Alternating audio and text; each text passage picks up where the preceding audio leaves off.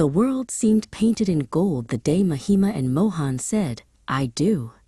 It was a celebration of a love that had grown through years of shared dreams and whispered promises.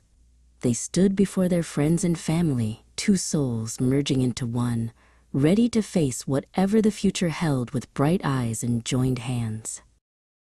Their early days of marriage were a blur of laughter and simple joys. They found magic in the mundane, sharing morning coffee, choosing curtains for their new home, and taking long walks at dusk. Mohan was her anchor, and Mahima was his light, and for a long time, it felt as though nothing could ever dim their happiness. But slowly, the colors of their life began to shift.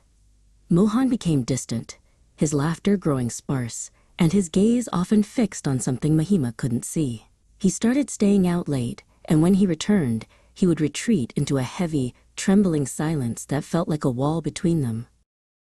One evening, as Mohan brushed past her in the hallway, a sharp, chemical scent filled the air, bitter, metallic, and utterly foreign. It wasn't the scent of his cologne or the wood smoke of autumn. It was a smell that felt like a warning, cold and jarring, making Mahima's heart stall in her chest. She tried to reach for him, to ask what was happening, but Mohan pulled away with a frantic energy she didn't recognize.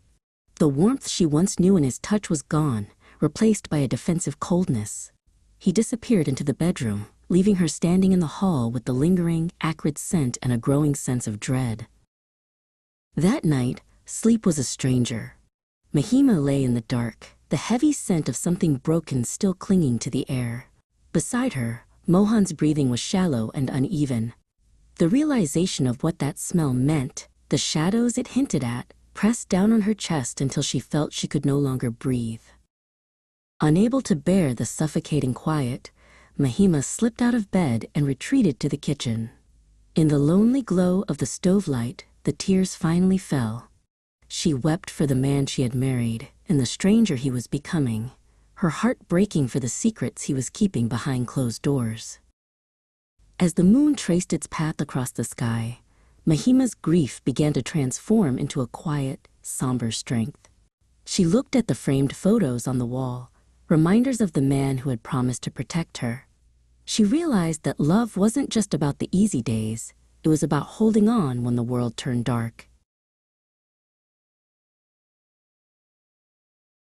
She spent the remaining hours of the night searching for answers, looking into resources for recovery and support.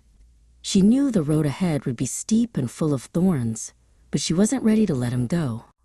She began to formulate a plan, a way to reach out to him before the shadows swallowed him whole. As the first light of dawn touched the horizon, Mahima walked back into the bedroom. She sat on the edge of the bed and looked at Mohan, her heart full of a terrifying, fierce hope. She knew the conversation would be the hardest of her life, but she was ready to start the journey of bringing him back home.